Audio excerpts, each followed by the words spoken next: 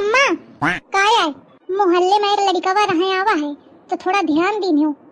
बिटिया बाहर पाओ न धरे सु घर ही में रहे सु भला पर सरकारी नौकरी है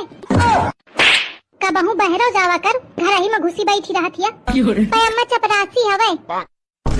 खबरदार जो घर के बाहर गई टांगे तोड़ दी लेकिन अम्मा के 50,000 सैलरी है बिटिया जा पूछिया जाए कोनो दिक्कत तो नहीं आ रहा है माँ खाए पिए में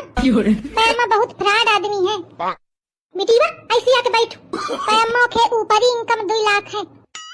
बिटिया जा का मोहे का ताके है पर अम्मा 6 भाई हैं बिटिया रुक जा पर खेती 50,000 बीघा है और पूरी खेती बाप के नाम है तुम अम्मा एक बार डिसाइड करके मुझे बता दिया कि मैं जाऊं कि ना जाऊं अरे सुने ना का खेती 50,000 बीघा पूरी बाप के नाम है यही के मारे अब तू बैठ मैं जाई हूँ